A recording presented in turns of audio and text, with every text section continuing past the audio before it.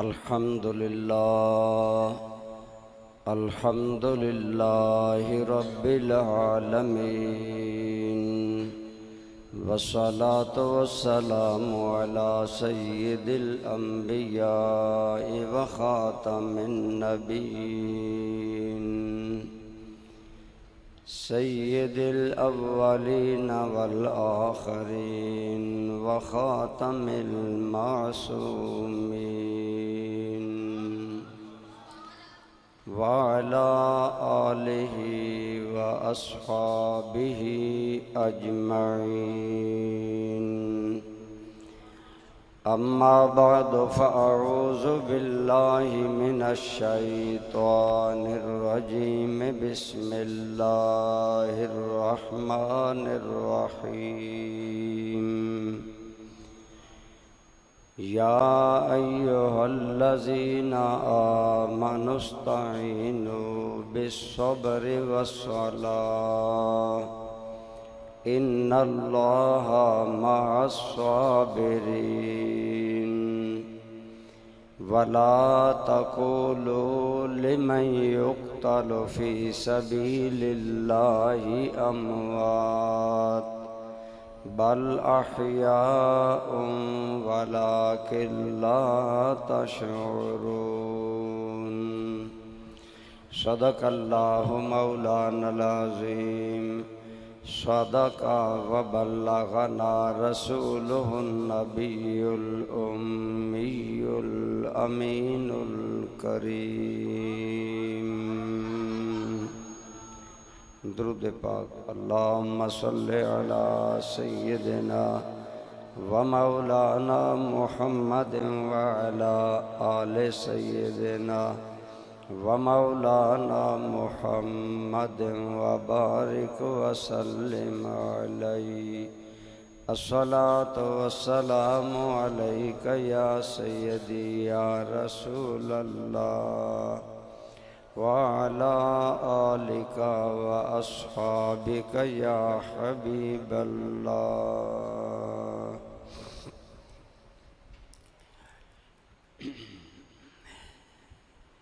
اے حسین ابن علی تیری شہادت کو سلام. اے حسین ابن علی تیری شہادت کو سلام. صبر و استقلال و ہمت اور جرت کو سلام. بھیجتا ہے تیری روح پاک پر انور سلام. بھیجتا ہے تیری روح پاک پر انور سلام. تیری مدحت پر ہو اس کی زندگی کا اختتام.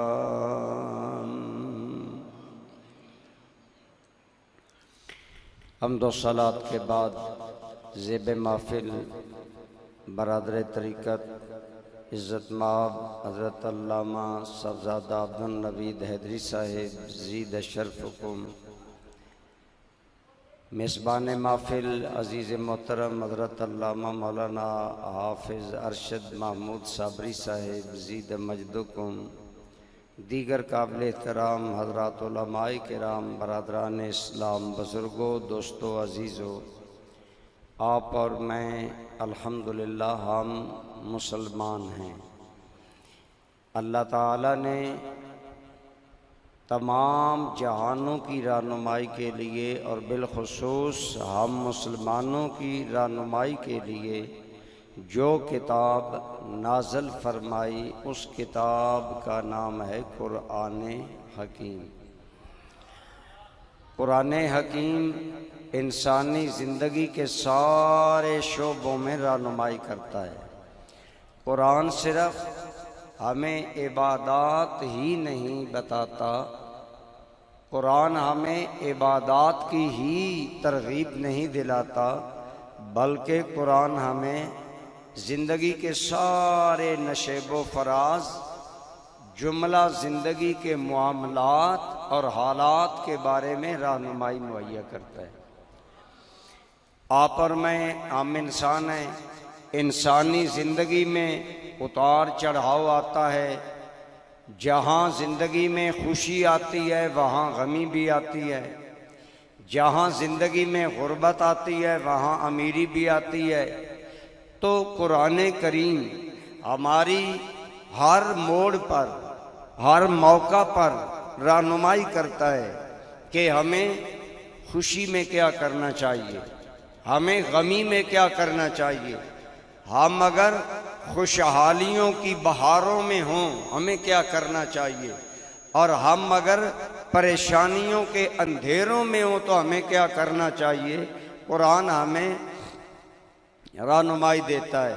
جو آیات طیبات میں نے آپ کے سامنے پڑھی، ان کے پہلے حصے میں اللہ کریم نے ارشاد فرمایا، یا ایھا الذین آمنوا، اے ایمان والو، استعینوا، اللہ سے مدد طلب کرو، بالصبر والصلاۃ، نماز اور صبر کے ساتھ۔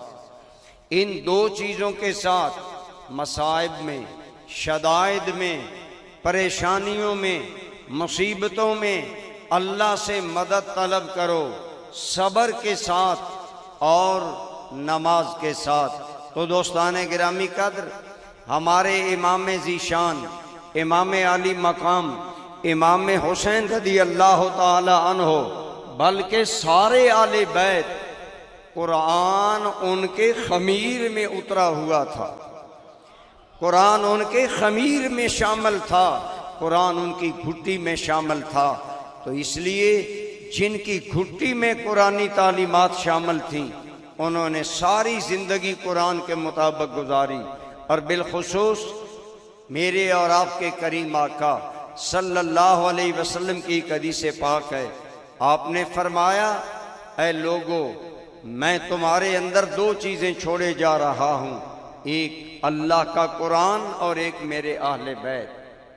آگے ایک جملہ ہے اس حدیث میں، وہ جملہ یہ ہے، وَلَن يَتَفَرَّقَا حَتَّى يَرِدَ عَلَيَّ الْحَوْض، اے لوگو، میرا قرآن اور میری اہل بیت یہ اکٹھے رہیں گے، ساتھ رہیں گے، یعنی اہل بیت قرآن پر اتنا عمل کریں گے اور اتنا قرآن کے ساتھ اہل بیت رہیں گے، یہاں تک کہ حوض کوثر پر آ کر میرے ساتھ اکٹھی ملاقات کریں گے۔ آپ غور فرمائیں، اس حدیث پاک سے معلوم ہوا کہ قرآن اہل بیت کے مزاج میں رچا ہوا تھا۔ میں کہتا ہوں آج بھی قرآن پر عمل کرنے والے لوگ موجود ہوں گے دنیا میں، لیکن ایمان سے بتائیں جس گھر میں قرآن آیا اس گھر والے قرآن پر کتنا عمل کرتے ہیں۔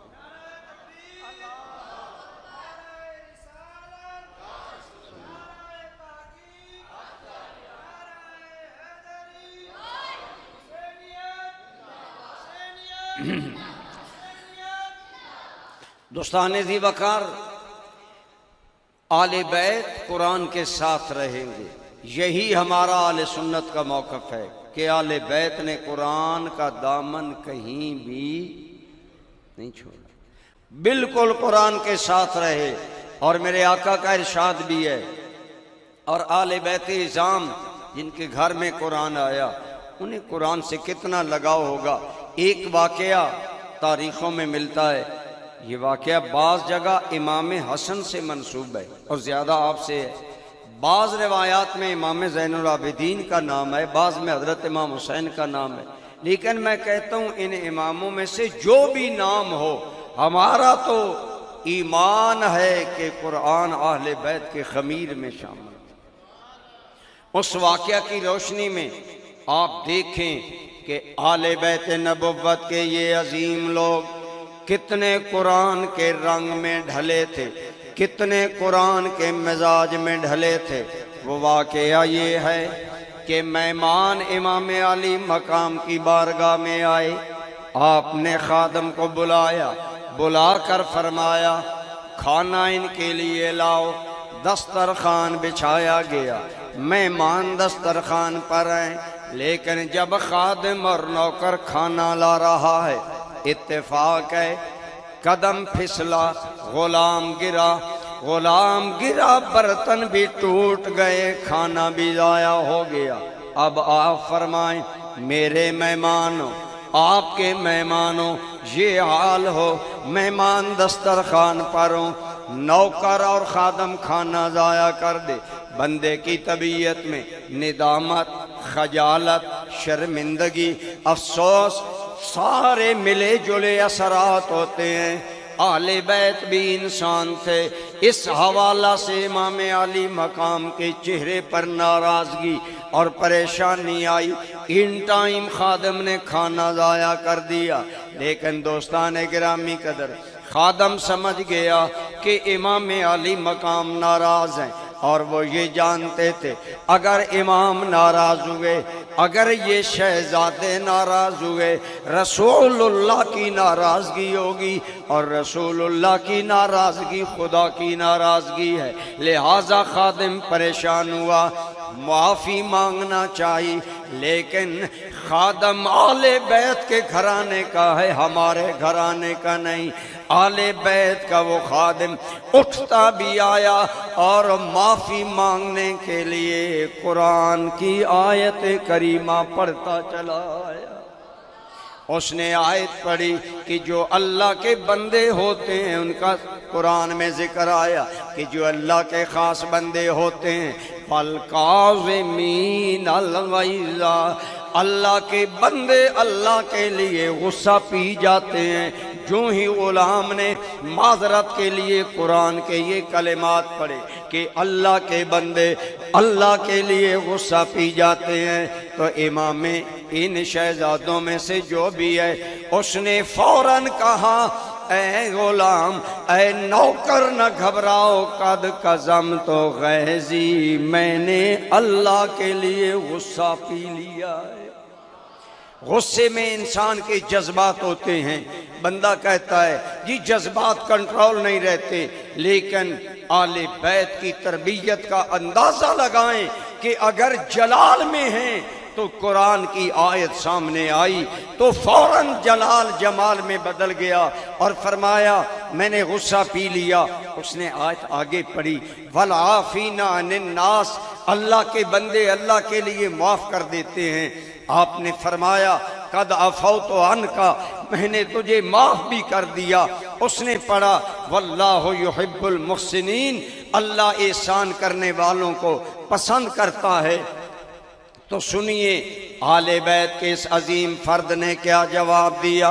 آپ نے فرمایا اے غلام، میں نے غصہ بھی پی لیا، میں نے تمہیں معاف بھی کر دیا، اور احسان یہ کیا ہے کہ ہم نے تمہیں آزاد بھی فرما دیا ہے۔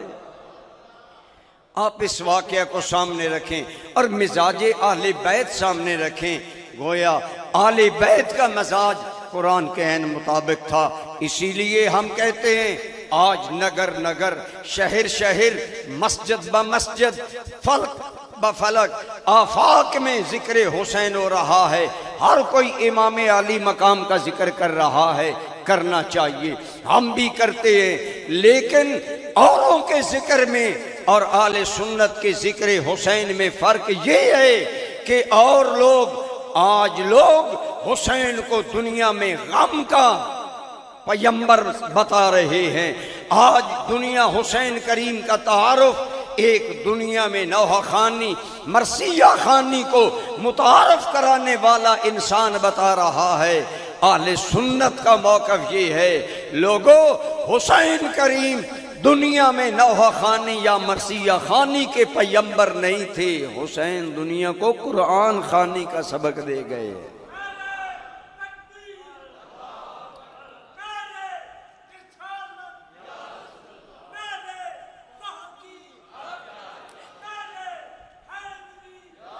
ماشاءاللہ، اس لیے زندہ باد، اس لیے جزاک اللہ زندہ ماشاء اللہ۔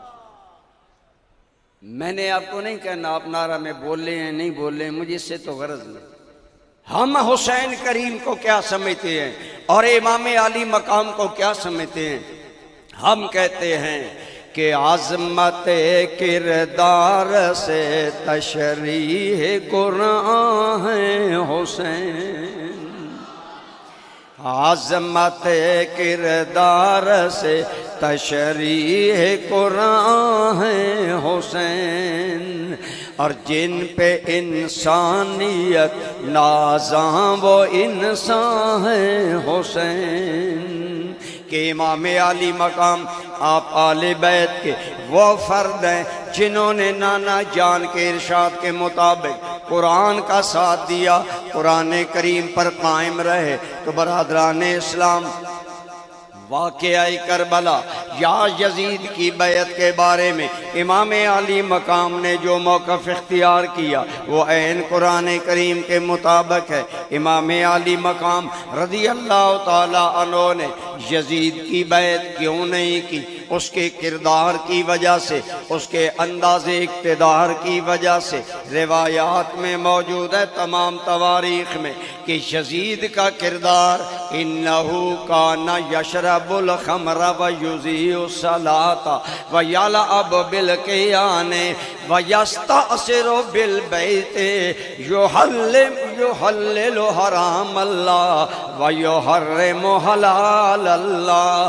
کردار یہ تھا شراب پیتا، شراب کی مستی میں نمازیں ضائع ہو جاتی، نمازیں ضائع کرتا، نوجوان لڑکیوں سے کتوں سے دل لگی کرتا، بیت المال کوئی ذاتی جاگیر کے طور پر استعمال کرنے لگا، پھر آزادی رائے دبا کر اقتدار میں آیا۔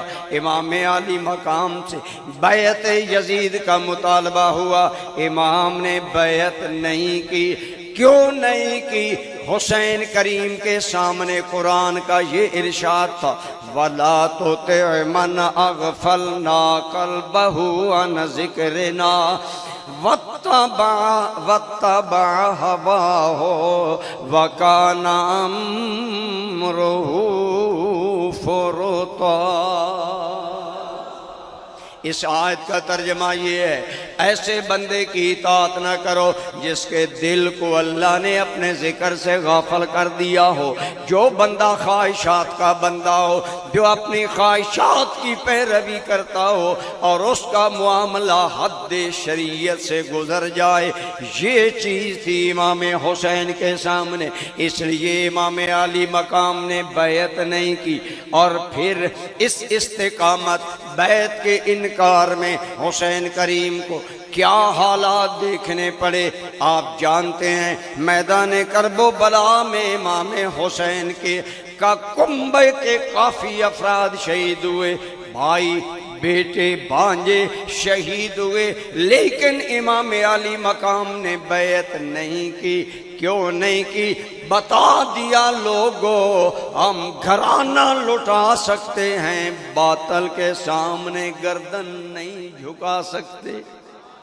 اسی لیے میں کہتا ہوں سر دیا لیکن دیا ہرگز نہ دست حق پرست۔ اللہ اللہ کس قدر محکم تھا ایمان حسین کہ امام علی مقام نے سر تو دے دیا، ہاتھ نہیں دیا، لیکن یہیں سے بات پتہ چلی۔ اگر آپ توجہ فرمائیں، آل بیت قرآن کے ساتھ ہیں، ہم کہتے ہیں کربلا میں بھی حسین قرآن کے ساتھ تھے، اور حسین کے باپ سیدنا علی مرتضیٰ بھی قرآن کے ساتھ تھے، اور حضرت علی مرتضیٰ نے 3 صحابہ سیدنا صدیق اکبر کی بیعت کی، حضرت عمر کی بیعت کی، حضرت عثمان کی بیعت کی، وہ بھی قرآن کی ترجمانی تھی۔ اور کربلا میں کنبہ کٹا کر یزید کی بیعت نہ کرنا، یہ بھی قرآن کی ترجمانی ہے۔ گویا آل بیت نے بتا دیا اے دنیا والو ان 3 خلیفوں کی بیعت کرنا حق تھا، یزید کی بیعت نہ کرنا حق ہے۔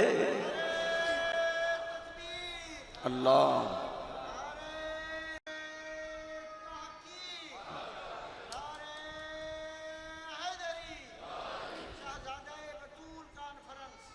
دوستان ذی وقار، گویا امام حسین کا یزید کی بیعت نہ کرنا اس بات کا اشارہ ہے، اے لوگو اگر خلیفہ بلا فصل صدیق بیعت کے قابل نہ ہوتے، اگر سیدنا فاروق بیعت کے قابل نہ ہوتے، اگر جامع القرآن کامل الحیاء والایمان سیدنا عثمان بن عفان اگر بیعت کے قابل نہ ہوتے، جیسے میں حسین بیعت نہیں کر رہا، میرے ابا علی بھی نہ کرتے، میں کہتا ہوں گویا امام حسین کی قربانی اس بات کی گواہی ہے کہ کٹا کر گردنیں دکھلا گئے ہیں کربلا والے، کٹا کر گردنیں دکھلا گئے ہیں کربلا والے، کبھی باطل کے آگے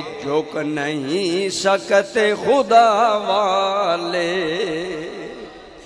اس لیے دوستان ذی وقار، جب آل بیت قرآن کے ساتھ رہتے ہیں، اور میرے آقا کا بھی ارشاد ہے میرے آل بیت قرآن کے ساتھ رہیں گے، پھر اگر واقعہ کربلا کو آج ہم رونے دھونے، آج صرف ہم دنیا کو رونے کا پیغام دیں یا صرف یہ پیغام دیں کہ ہمیں تو یہ غم کے اظہار کے طریقے بتائے گئے، حاشا وکلا، میرے امام کا کردار، آپ کی ذات، آپ کا خاندان ان باتوں سے بہت دور ہے، بلکہ ہم تو کہتے ہیں کہ اس مشکل گھڑی میں کسی بھی مرحلے پر امام علی مقام نے صبر اور نماز کا دامن، بولیے، صبر اور نماز کا دامن نہیں چھوڑا۔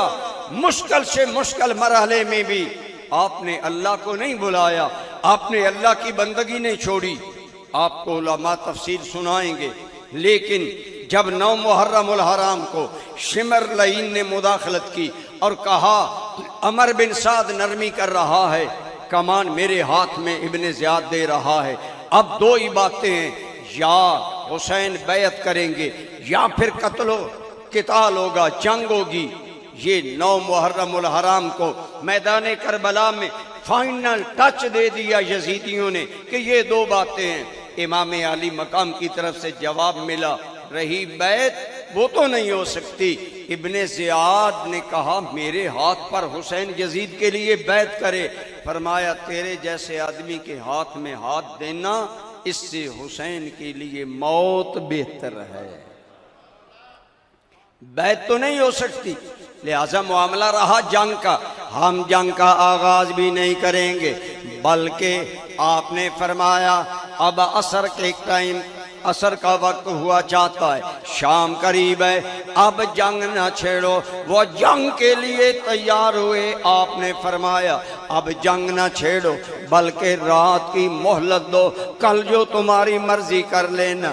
یزیدیوں نے سوچا حسین کریم رات کی مہلت کیوں مانگ رہے ہیں؟ ان کا خیال تھا حسین رات کے اندھیرے سے فائدہ اٹھا کر غائب ہونا چاہتے ہیں، ہماری پکڑ سے نکلنا چاہتے ہیں، ہم شکار کیوں چھوڑیں؟ انہوں نے کہا، یہ جب کہا امام علی مقام کا کیا جواب تھا؟ علماء سے پوچھئے، تمام بنیادی جو تاریخ کی کتابیں ہیں، طبری، ابن اسیر، ابن کثیر، سب نے یہ لکھا، میرے اور آپ کے امام نے کیا جواب دیا، سنیے اور یاد رکھیں۔ میں عموماً عرض کرتا ہوں، ہم آج امام حسین کی صرف 10 محرم والے دن کو سنی بھی بیان کرتے ہیں، شیعہ بھی بیان کرتے ہیں، اس سے آگے کیا حسین کریم کی زندگی کوئی بیان کے قابل نہیں، آگے پیچھے کیا ہمارے لیے کوئی نمونہ نہیں۔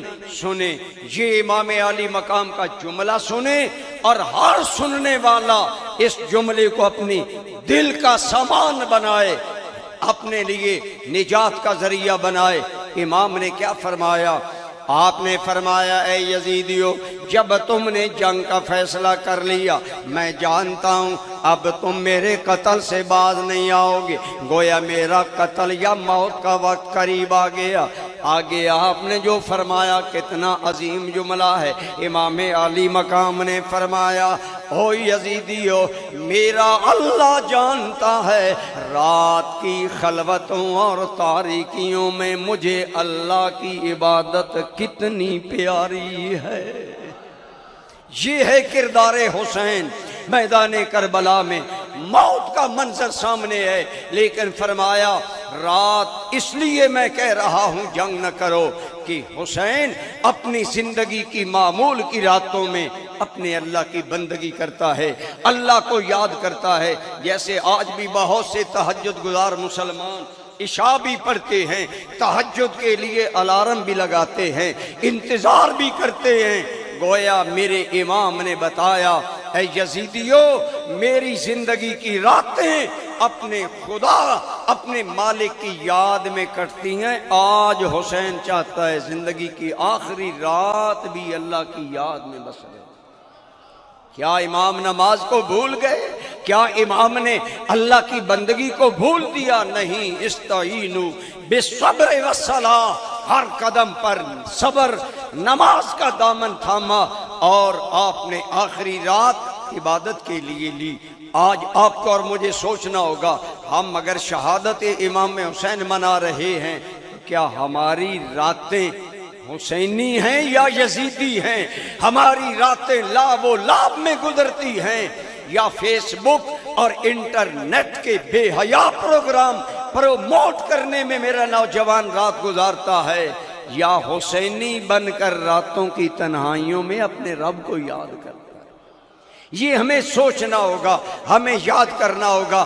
امام علی مقام نے کسی بھی مرحلہ پر اللہ کی عبادت نماز کو نہیں بلایا، نماز کو مقدم رکھا۔ اور آپ نے 12 علماء سے سنا کہ 10 محرم الحرام کی رات اہل بیت کے خیموں سے یا تلاوت کی آواز آ رہی ہے یا عبادت کے مناظر قائم ہیں۔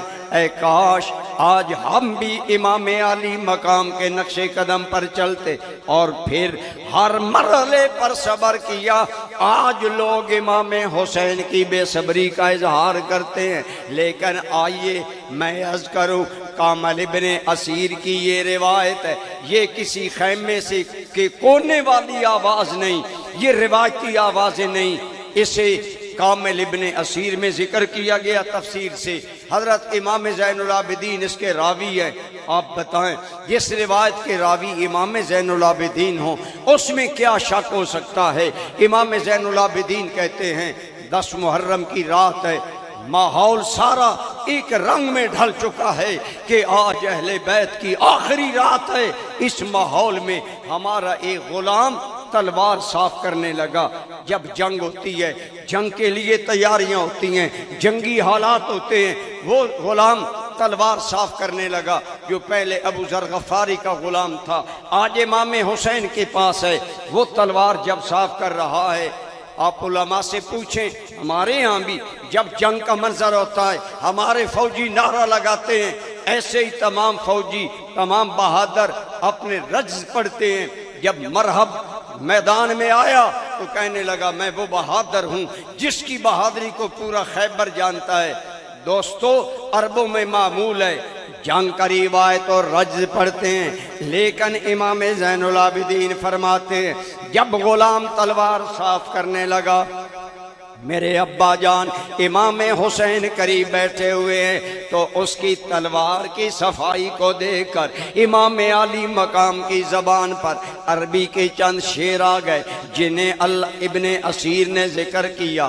یا دہر کم لک من اصیل بالاشراق والاسیل والدہر لا یکنع بالبدیل من طالب او قتیل انما الامر الی الجلیل کل حی سالک الی السبیل۔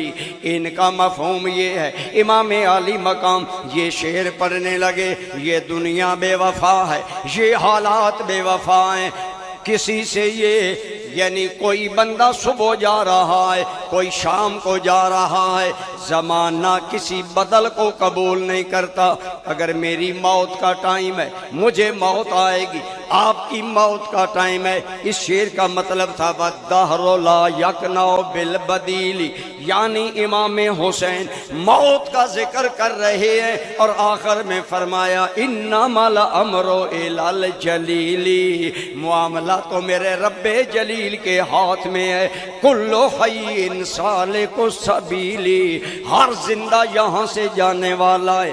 امام زین العابدین فرماتے ہیں جب امام علی مقام نے یہ شعر پڑھے میں اشکبار ہو گیا۔ حضرت سیدہ زینب قریب ہے، انہوں نے جب بھائی جان کے منہ سے یہ شعر سنے، اب آپ اس منظر کو مد نظر رکھیں، پردیس ہے کربلا کا، 10 محرم الحرام کی رات ہے، امام علی مقام موت کے شعر پڑھ رہے ہیں۔ بھائی کے منہ سے موت کا تذکرہ سن کر سیدہ پر کیا گزری۔ علامہ ابن اسیر لکھتے ہیں اور امام زین العابدین روایت کرتے ہیں سیدہ زینب آپ اشکبار ہو گئیں اور جذبات میں اپنے مقام سے اٹھی اور امام حسین کے قریب آ گئیں اور کہنے لگیں اے میرے بھائی، ابا علی ہمیں چھوڑ گئے، اماں فاطمہ ہم سے جدا ہو گئیں، بھائی حسن بھی اللہ کے پاس چلے گئے، آج اس پردیس میں ہمارا حسین کے بغیر کون سہارا ہے؟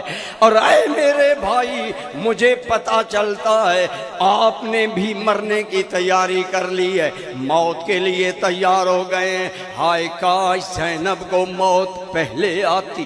یہ جملے منہ سے نکلے، سیدہ بے ہوش ہو گئی۔ امام زین العابدین فرماتے ہیں امام علی مقام نے پانی منگوایا، چھینٹے سیدہ کے چہرے پر مارے، سیدہ ہوش میں آ گئیں۔ اب میں آپ سے سوال کرتا ہوں، یہ کربلا کا سارا منظر، امام علی مقام کا موت کا تذکرہ، سیدہ کے یہ شعر سننا، ایمان سے بتائیں یہ وہ حالات ہیں جب بہن کے جذبات میں بھائی بھی قابو میں نہیں رہتا۔ لیکن میں کہتا ہوں کروڑوں سلام میرے حسین، آج زبانی لوگ کہتے ہیں سلام یا حسین، میں عملاً حسین کا کردار دکھا رہا ہوں۔ ان حالات میں امام نہ صرف خود اشک بار تو ہیں، آنکھوں میں آنسو بھی ہیں، کل والا منظر بھی سامنے، لیکن بہن کو کیا وصیت کی؟ امام زین العابدین کہتے ہیں آپ نے اپنا دست انور حضرت زینب کے سر پر رکھا اور فرمایا یا اختی، اے میری بہن اتق اللہ، اللہ سے ڈر، اے میری بہن میں تمہیں اللہ کا واسطہ دیتا ہوں، شیطان تیرے جذبات میں تمہیں بے صبرا نہ کر دے، شیطان تمہیں تیرے جذبات میں آ کر اللہ رسول سے دور نہ کر دے۔ اے میری بہن تو نے سچ کہا، ابا علی چلے گئے وہ مجھ سے ہزاروں درجے بہتر، اماں فاطمہ مجھ سے ہزاروں درجے بہتر، میرے بھائی حسن مجھ سے بہتر، لیکن اے میرے بہن اس دنیا پر سوائے اللہ کے کوئی نہیں رہے گا، میں بھی جانے والا ہوں۔ آگے فرمایا اے میری بہن لا تلتمی جیبا ولا تشکی سیابا ولا تنوہی ببہل جاہلیت علیہ ان حلق تو۔ اگلے جملے دل تھام کر سننے والے ہیں۔ فرمایا اے میری بہن زینب، اگر کل میں شہید ہو جاؤں، کل میری موت آ جائے، میری بہن میں تمہیں اللہ کا واسطہ دیتا ہوں، منہ پر تماچے نہیں مارنے، گریباں چاک نہیں کرنے، اے میری بہن جاہلیت والے بہن نہیں کرنے، بلکہ اللہ کی رضا کے لیے صبر کرنا ہوگا۔ یہ ہے قرآن کی عملی تفسیر کردار حسین۔ یا ایھا الذین آمنوا استعینوا بالصبر والصلاۃ، اے ایمان والو اللہ سے مصائب میں، مصیبتوں میں، دکھوں میں، بیماریوں میں، نقصان میں، ہر حال اللہ سے مدد طلب کرو، دو چیزوں کے ساتھ، ایک صبر اور ایک نماز۔ امام علی مقام نے کتنا صبر کیا. میں تو کہتا ہوں آج دنیا کو حسین کریم کا نام بے صبری کا نشان نہیں ہے، امام عالی مقام کا نام بے کلی کا نام نہیں ہے، امام عالی مقام کا نام جزا، فضا، ماتم، شکوہ و ویلائے خدا کا نام نہیں. حسین آج بھی دنیا میں صبر کی ضرب المثل بن چکا. یہ ہے امام علی مقام کا مقام، کردار عین قرآن کی روشنی میں. اسی لیے ہم اہل سنت امام علی مقام کے مقام کو میں یوں عقیدت پیش کیا کرتا ہوں. میں کہا کرتا ہوں سلام اس پر کے جو صبر و تحمل کا نشان ٹھہرا، سلام اس پر کے جو صبر و تحمل کا نشان ٹھہرا، سلام اس پر نبی کے باغ کا جو باغباں ٹھہرا. خود ہی صبر نہیں کیا، اپنے گھر والوں کو بھی صبر کی تلقین کی، تحمل کی تلقین کی. اسی صبر کا نتیجہ تھا سیدہ طیبہ طاہرہ حضرت زینب کبریٰ رضی اللہ تعالی عنہا آپ نے اپنے بیٹے اور محمد بھائیوں پر قربان کروا دیے. آج دنیا تو ہمیں یہ نقشہ دکھاتی ہے کہ جب حضرت سیدہ زینب کے بیٹے شہید ہوئے، سیدہ کے بال کھلے ہیں، آپ خیمے سے نکل آئی، عمر بن سعد سے تکرار کر رہی ہیں تو نے میرا باغ اجاڑا. میں کہتا ہوں ہاشا وکلا، یہ خاندان نبوت کی توہین ہے. اہل بیت کی توہین اہل سنت نہیں کرتے. ہم تو سمجھتے ہیں اہل بیت تو درکنار. آئیے سنیے، جنگ قادسیہ میں 100 سال سے زیادہ عمر رکھنے والی عورت حضرت خنسا، یہ رسول اللہ کی صحابیہ ہیں، عمر 100 سال سے زیادہ، آنکھوں سے نابینی ہیں، لیکن جب اسلام پر آڑا وقت آیا، دنیا کی سپر پاور ایران سے ٹکر ہے، حضرت عمر کا دور ہے. حضرت سیدہ خنسا رسول اللہ کی صحابیہ اپنے 3 بچوں کو بلاتی ہے اور کہتی ہے میرے بچوں، آج بوڑھی اور نابینا خنسا کو تمہاری خدمت کی ضرورت ہے، لیکن میں اپنی ذات پر اپنے نبی کے دین کو ترجیح دیتی ہوں اور تمہیں کہتی ہوں کل میدان میں جاؤ اور اس حال میں قربان ہو جاؤ، کوئی تلوار یا تیر کا نشان تمہاری پشت پر نہ لگے. 3 بچے حضرت خنسا کے شہید ہو گئے. جب سیدہ نے بچوں کے لاشیں دیکھے یعنی منگوائے اور نابینی خنسا یوں بچوں کی پشت پر ہاتھ پھیرتی ہے، کوئی نشان میرے بچوں کی پشت پر تو نہیں ہے. جب دیکھا ہر زخم سینے میں سہا، ہر تیر سینے میں تھاما، ہر تلوار کا گھائل حملہ سینے پر برداشت کیا.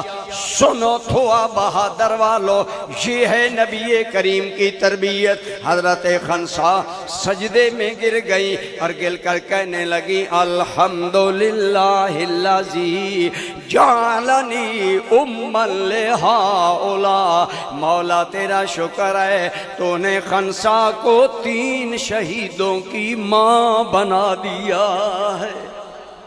اگر صحابیات کا یہ کردار ہے، اگر رسول اللہ کی تربیت یافتہ عورتوں کا یہ عالم ہے، تو بتائیں اہل بیت کیا کربلا میں نوحہ خانی پروموٹ کرتے رہے، جزا فضا کا علم بردار رہے، دنیا کو عجیب اللہ کی نافرمانی کے طریقے.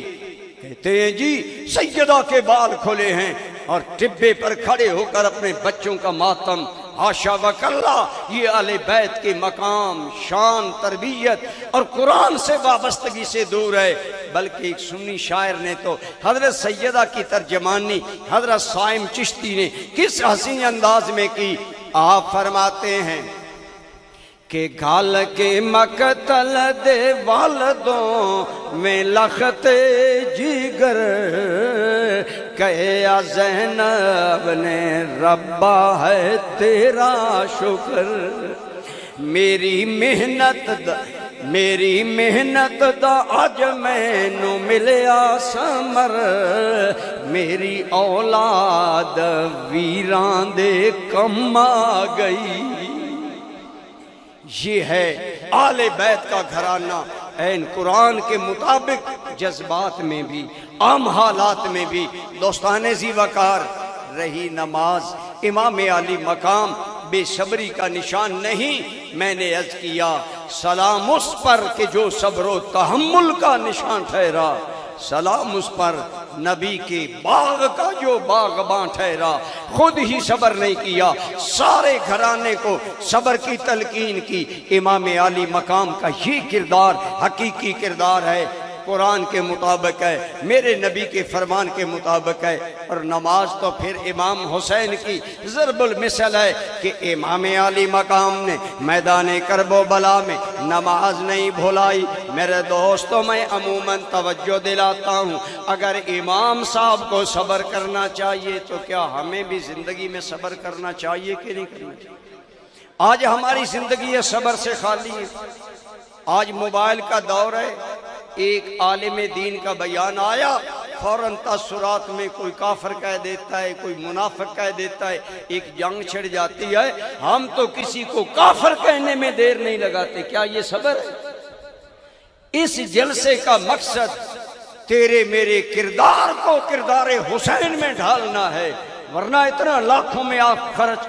کیوں کرتے ہیں امام علی مقام ایک صبر کا نشان تھے تحمل کا پیغام تھے مجھے اور آپ کو بھی صبر و تحمل کرنا چاہیے آج بات بات پر کفر کے فتوے بات بات پر منافق کے فتوے سوچتے تک نہیں ہم لوگ کہ ہم منہ سے کیا نکال رہے ہیں امام علی مقام نے ہر مرحلے پر صبر کا دامن تھاما خود گورنر مدینہ نے بیعت کے لیے بلایا امام ایکسپائر نہیں ہوئے میں بیعت نہیں کرتا کتنی سمپل کتنی حکمت بھری بات ہے او گورنر مدینہ حسین جیسا آدمی بند کمرے میں بیعت کیسے کر لے تم سارے مدینے والے کو بلاؤ بیعت کا معاملہ رکھو بیعت یزید کی بات کرو جو بات ہوگی وہاں اعلان ہو کوئی جذبہ دکھائیں کوئی جوش دکھائیں کوئی امام علی مقام کی گفتگو میں تیزی دکھائیں آج ہم تو میں تو اوروں کو کیا کہوں اور تو اور رہے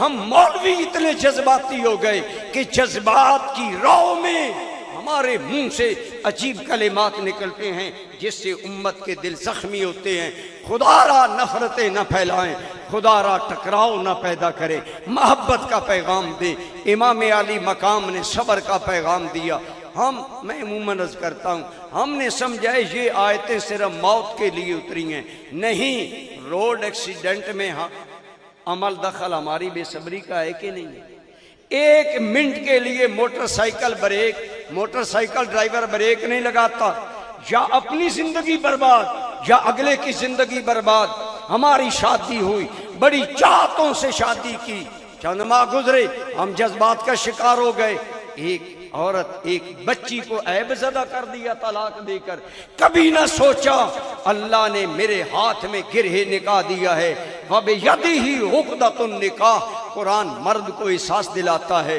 نکاح کی گرہ ہم نے تیرے ہاتھ میں دی ہے تو صبر والا ہے تو تحمل والا ہے عورت کم دل ہوتی ہے عورت کم عقل ہوتی ہے عورت جذبات کی راہ میں بہتی ہے اس لیے اسلام نے طلاق کا حق مرد کے حق میں رکھا ہاتھ میں رکھا مرد متحمل مزاج ہوتا ہے مرد صابر ہوتا ہے مرد کھلے دل والا ہوتا ہے لیکن آج میرے معاشرے کے حالات ایمان سے بتائیں کیا ہم صبر کرتے ہیں پریکٹیکل لائف میں اپنی عملی زندگی میں آؤ امام حسین کے حسینی غلام بنو پوری زندگی میں ایک صبر ایک تحمل ایک برداشت نہیں جی وہ مجھے گالیاں دے تو میں کیوں نہ دوں میں کہتا ہوں آؤ سنو میری بات نہیں حسین کریم کے نانا جان سارے بولیے صلی اللہ سارے بولیے کوئی معروم نہ رہے میرے کریم صلی اللہ علیہ وسلم کا ارشاد ہے دو آدمی جھگڑے ایک آدمی گالیاں دے رہا ہے دشنام ترازی کر رہا ہے الزام ترازی کر رہا ہے دوسرا خاموش ہے جواب نہیں دیتا آپ نے فرمایا جب تک تم جواب نہیں دو گے تیرا دفاع اللہ کے فرشتے کرتے رہیں گے، تیرا دفاع اللہ کے فرشتے کریں گے۔ آج ہمارے بارے میں کوئی ایک بات بنائے، ہم 10 نہ بنائے، ہمارا جی سیر نہیں ہوتا۔ ہمارے یہ نہیں ہے، ذکر حسین یہ ہے کہ کربلا سے، مدینہ سے لے کر کربلا تک ہر جگہ امام حسین نے صبر اپنایا، تحمل اپنایا، حوصلہ اپنایا۔ یہی آپ کی زندگی کا ماٹو تھا۔ رہی نماز، آج میں عموماً عرض کرتا ہوں، آج ہم پر نماز کا وقت آتا ہے، ہم گھروں میں ہوتے ہیں، حسین پر کربلا میں پردیس میں نماز کا وقت آتا ہے۔ آپ اور میں سکھوں میں ہوتے ہیں، حسین کریم کربلا میں دکھوں میں گھرے ہیں۔ آپ اور میں امن میں ہوتے ہیں، حسین حالت جنگ میں ہیں اور صبح سے حالت جنگ میں ہیں۔ آج بہت سارے میرے بے نماز مسلمان بھائی کہتے ہیں مولانا ہم فارغ نہیں ہیں، ہم اتنے مصروف آدمی ہیں، ہم بزنس مین آدمی ہیں، ہم دکاندار ہیں، ہم زمیندار ہیں، ہمیں تو فرصت نہیں ہے، ہم مصروف ہیں، نماز پڑھیں۔ میں نے کہا حسین کی شہادت سننے کے مطالبے کرنے والوں بعض دفعہ چٹ آتی ہے جی صرف شہادت پڑھنی ہے۔ میں 2 دن قبل ایک جگہ گیا، وہ انتظامیہ بڑی پریشان تھی، کہنے لگے جی لوگ کہتے ہیں تم چندہ شہادت کے نام پر لیتے ہو اور شہادت سنی پڑھتے نہیں ہو۔ میں نے کہا ہم شہادت پڑھتے ہیں لیکن وہ پڑھتے ہیں جو قرآن و سنت کے مطابق ہے۔ ہم لوگوں کے پیسے بٹورنے کے لیے امام حسین پر جھوٹ نہیں باندھتے، ہم امام حسین کے بارے میں جھوٹ نہیں بولتے، ہم سچ والوں کے بارے میں سچ بولتے ہیں تاکہ اللہ کرے حسین کے صدقے ہم بھی سچ والے ہوں۔ تو میں عرض کر رہا ہوں امام علی مقام، آپ بتائیں، سارے دل پر ہاتھ رکھ کر بتائیں کیا امام حسین کربلا میں مصروف تھے کہ نہیں؟ ایک انسان کتنے غم، لشکر کو مینج کرنا، ساتھیوں کو مینج کرنا، پھر شہداء کے لاشیں اٹھانا، پھر اس سے بڑھ کر اور یہ بدطینت لوگ ہیں، میرے بعد میری مستورات کے پردے کا کیا بنے گا؟ یہ سارے غم دل حسین پر ہیں، لیکن امام علی مقام نے کسی بھی مرحلہ پر نہ صبر کا دامن چھوڑا، نہ نماز کا دامن چھوڑا، بلکہ نماز پڑھ کر بتایا۔ اب اس میں شیعہ سنی غیر مقلد مقلد کا کوئی فرق نہیں، دیوبندی سب لکھتے ہیں امام علی مقام نے میدان کرب و بلا میں نماز پڑھی، لیکن ذرا سوچیں جب سارے کپڑے خونی ہوں، اور ہمارا تو مسئلہ ہے 1 درہم کے مطابق خون ہو تو نماز کپڑے میں نہیں ہوگی، لیکن یہ حالت امن کی بات ہے۔ امام حالت جنگ میں ہے، کپڑوں پر خون کے چھینٹے، لاشیں اٹھا اٹھا کر ہاتھوں پر خون کے نشان، سارا عجیب معاملہ وضو کون کرنے دیتا ہے؟ جہاں ویسے ظلم کیا گیا انہیں پانی سے معروم رکھنے کی کوشش کرو، وہاں وضو کیسے ہوتا؟ لیکن میرے امام نے بہانہ نہیں بنایا، میرے مولا میں مدینہ ہوتا تو نماز پڑھتا، امن میں ہوتا تو نماز پڑھتا، سکھوں میں نماز ساری زندگی پڑھی ہے۔ میں نے مدینے کی راتیں تیری بندگی سے روشن رکھی ہیں، آج اگر بندگی نہیں کرتا کوئی بہانہ نہیں ہے، بلکہ یہ بھی بہانہ نہیں بنایا مالک وضو کا موقع نہیں۔ میں تو کہتا ہوں تیمم خاک سے ہووے لہو سے غسل سید کا، لبے دریا پیاسوں کی شہادت ہو تو ایسی، لبے دریا پیاسوں کی عبادت ہو تو ایسی ہو۔ امام نے اس حال میں نماز پڑھی، اور نماز یہ فقہ کی کتابوں میں موجود ہے کہ جب دشمن سامنے ہو نماز کیسے پڑھی جائے، اسے صلاۃ الخوف کہا جاتا ہے۔ وہی منظر ہے، کوئی ساتھی یزیدیوں کے سامنے انہیں روک کے باقی نماز پڑھیں، یوں نماز ہو رہی ہے گویا امام نے ثابت کیا لوگوں مومن کے لیے حالات نماز میں رکاوٹ نہیں، حسین مدینے میں ہو یا کربلا میں ہو، حسین امن میں ہو یا جنگ میں ہو، حسین خوشیوں میں ہو یا زخموں میں ہو، ہر حال میں نماز اس لیے پڑھ رہا ہوں میرا دل عشق خدا سے آباد۔ اسی لیے ایک شاعر نے امام علی مقام کے دل کی ترجمانی کی، وہ کہتا ہے کہ گویا امام کی محبت الہی، ذوق عبادت الہی نے بتایا دنیا والو اس عشق دی ریت جہاں تھی جدا، نہ اے راہ ویکھدا نہ قرا ویکھدا، جتھے چاہندا جھکا لیندا عاشق دا سر، نہ اے کعبہ تے نہ کربلا ویکھدا۔ جن کے دل میں قرآن اترا ہو، فرمایا میرے اہل بیت اور قرآن جدا نہیں ہوں گے۔ حسین کربل کی دھرتی پر بھی قرآن سے جدا نہیں ہوا۔ اللہ سے مدد یا صبر سے مانگ رہا ہے یا نماز سے مانگ رہا ہے۔ آج سنی شیعہ مل کر کہتے ہیں حسین نے نیزے کی نوک پر قرآن پڑھا۔ مجھے قرآن پڑھنے کی روایت تو کہیں نہیں ملی، لیکن جو بات ہے وہ یوں ہے کہ امام علی مقام کرامت کے طور پر آپ کے سر انور سے فوت ہونے کے بعد آواز آئی، اور یہ قرآن کی عملی تفسیر تھی، تو گویا قرآن کی تشریح ہے۔ یہ واقعہ کتب میں آتا ہے کہ آپ کا اور آپ کے ساتھیوں کے سر شام کے بازار سے گزارے جا رہے، ایک آدمی قرآن پڑھ رہا تھا۔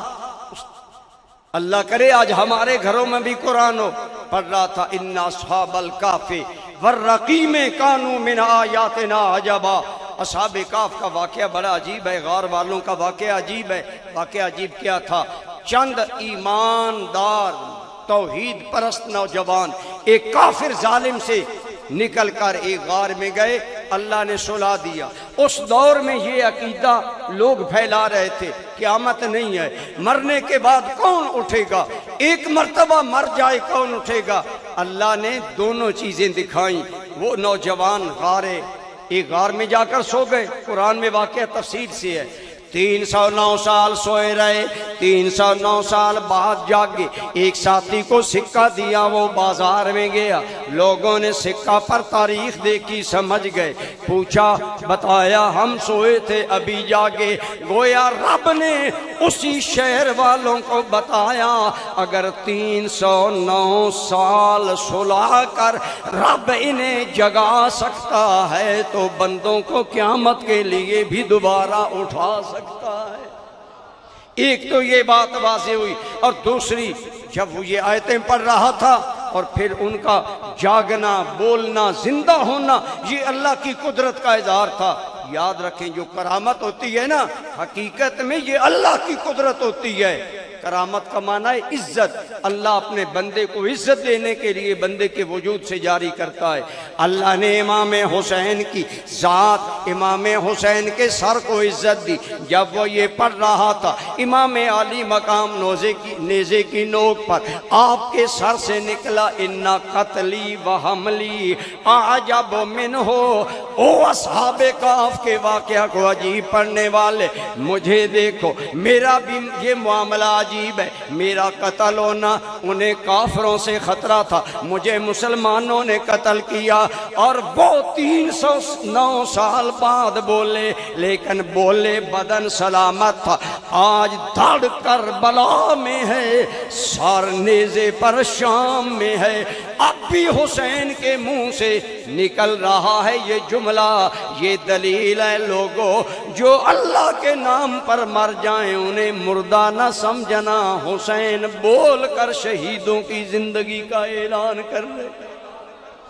تو امام علی مقام کے سر انور سے کرامت کے طور پر یہ الفاظ اللہ نے جاری کروائے تاکہ حیات شہداء کا بھی اعلان ہو جائے، عزت حسین کا بھی اعلان ہو جائے، اور پھر پتہ چلے حسین موت کے بعد بھی قرآن سے جدا نہیں ہوا۔ اسی لیے اعظم چشتی نے کہا تھا شبیر دی رگ رگ وچ سائم قرآن رچیا ہویا سی، سر نیزے چڑھیا ہویا وی قرآن دی کر تفسیر گیا۔ یہ ہے امام علی مقام کا قرآن سے تعلق۔ آخری بات، یہ تو شیعہ سنی بیان کر رہے ہیں کہ امام نے نیزے کی نوک پر قرآن کو نہیں چھوڑا، لیکن وجہ کیا؟ ظاہری سبب کیا؟ آپ علماء سے پوچھا کریں. سبب یہ ہے سیدہ طیبہ طاہرہ خاتون جنت حضور سیدہ فاطمہ الزہرا صلوات اللہ علیہا وعلی ابیہا، آپ جب بچوں کے لیے چکی چلا کر آٹا پیستی تو اٹھائیں سیرت فاطمہ، ادھر چکی چل رہی ہوتی، ادھر سیدہ کی زبان قرآن کی تلاوت میں چل رہی. اور سیدہ فاطمہ الزہرا جہاں آٹا حسنین کریمین سیدہ زینب و ام کلثوم کے بدن کے لیے جسمانی خوراک تیار کر رہی ہوتی، وہاں تلاوت قرآن سے ایمانی روحانی ایقانی خوراک حسنین کے دل میں اتاری. اسی ماں کی تلاوت قرآن کا فیض ہے. بیٹا نیزے پر قرآن کی تفسیر بیان کر رہا ہے.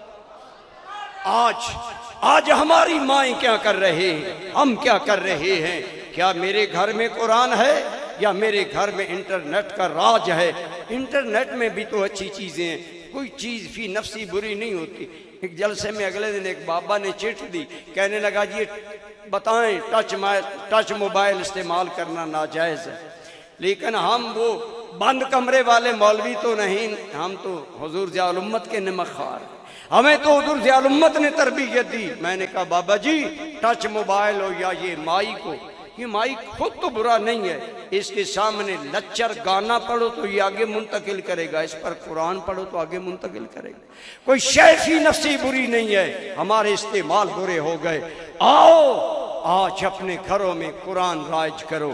ماؤ خدا را اگر میری مائیں بہنیں سن رہی ہیں، صبح قرآن پڑھا کرو، بیٹے کو دم کیا کرو.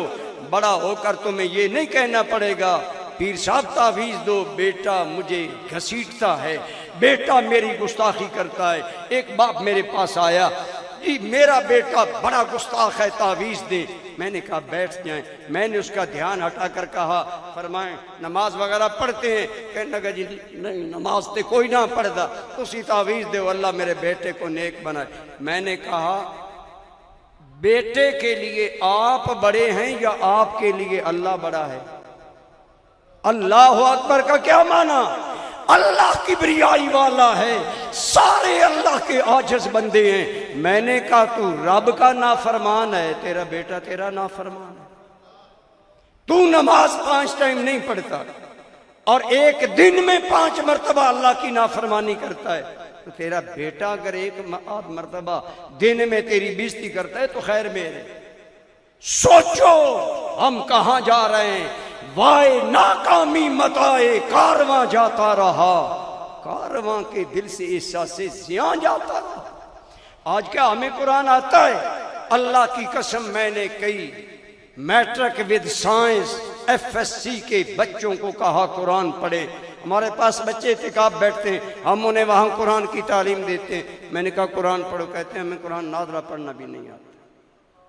آج پر میں بیٹے کو MPhil کروا رہے ہیں، MSc کرا رہے ہیں، MCS کروا رہے ہیں، BS کروا، ڈگریاں دنیا کی. قرآن کیوں چھوڑ دیا؟ وائے ہم نے قرآن نہ چھوڑا ہوتا. حسین نے بتایا مدینے سے لے کر شام کے بازاروں تک حسین نے قرآن کا دامن. اقبال نے کہا تھا، علماء کے لیے میں ایک شعر پڑھ دیتا ہوں، عوام کو تو سمجھ نہیں ہے. اقبال کہتے ہیں رمز قرآن از حسین آموختیم، عرض آتش او شعلہ اندوختیم، اور تارے ما از زخم اش لرزاں ہنوز، اور زندہ از تکبیر او ایمان ہنوز. اقبال کہتا ہے ہم نے تو قرآن کے رمز بھی سمجھے ہیں تو حسین سے. اور اقبال کہتے ہیں آج اگر تیرے میرے دین میں حرارت ہے تو یہ امام حسین کے نعرہ تکبیر کی برکت ہے. اللہ آپ کو اور مجھے خلوت و جلوت میں قرآن سے وابستگی نصیب فرمائے اور حسین کریم کی غلامی میں زندگی اور موت عطا فرمائے۔ وما علیہ